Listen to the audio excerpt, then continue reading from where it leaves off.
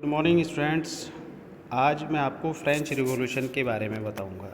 French revolution and idea of Nations, किस तरह से फ्रांस की क्रांति हुई थी और किस तरह से राष्ट्र का जो एक विचारधारा थी उसका कैसे जन्म हुआ। In the direction of nationalism in Europe, राष्ट्रवाद की दिशा में यूरोप में the France revolution took the deceived step in 1789। 1789 में फ्रांस में क्रांति हुई। France was a state with an absolute control over it's entire land, यानी कि 1789 ईस्वी में फ्रांस का संपूर्ण जो राज्य था उस पर जो पूर्णतया जो नियंत्रण था वो फ्रांस का था।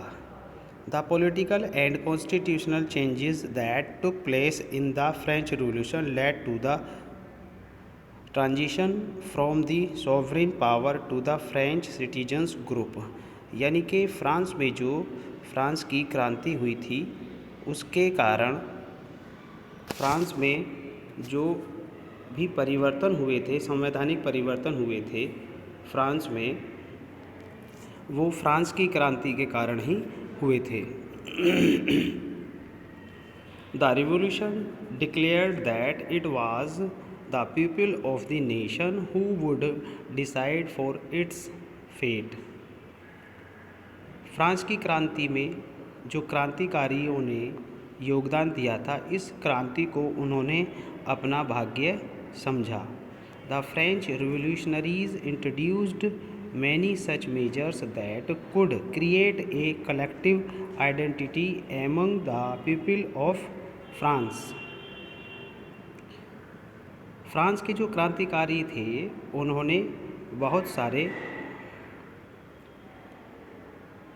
तरीकों से फ्रांस में क्रांति की अलख जगाई और उन्होंने सभी क्रांतिकारियों ने एकत्रित होकर के अपनी एक फ्रांस की क्रांति में एक पहचान बनाई। Idea such as home bound and civil society emphasized the creation of a unified community enjoying equal rights under a constitution, यानी कि जो ये क्रांतिकारी लोग थे, जो फ्रांस में क्रांति जिन लोगों ने की, उनकी जो विचारधारा थी वो ये थी कि पूरे फ्रांस के अंदर सभी लोगों को समान अधिकार दिए जाएं। इन लोगों का जो दबाव था राजतंत्र के खिलाफ वो इस बात को लेकर था कि फ्रांस में क्रांति होने के बाद जो संवैधानिक सुधार होंगे उन सुधारों में सभी को समान अधिकार प्राप्त हों। A new flag was created to replace the former royal standard. एक ध्वज का प्रयोग किया गया एक राष्ट्रीय चिन्ह के स्थान पर। The election of States General started to be done by a group of active citizens and its name changed to National Assembly. वहाँ पर नेशनल असेंबली, वहाँ पर जो निर्वाचन यानी कि जो इलेक्शंस होते थे उस इलेक्शन प्रोसेस का स्टेट जनरल का जो इलेक्शन होता था उस ग्रुप ने, यानी कि जो फ्रांस के अंदर जो सक्रिय नागरिक थे, उन्होंने इसका नाम बदल करके नेशनल असेंबली कर दिया।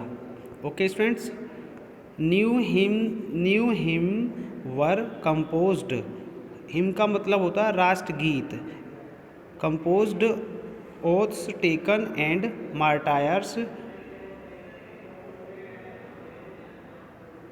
कमोमोरेटेड all in the name of the nation, यानी कि फ्रांस की क्रांति में जिन लोगों ने बलिदान दिया या जो लोग शहीद हुए उन सब के नाम एक राष्ट्रगीत गाया गया।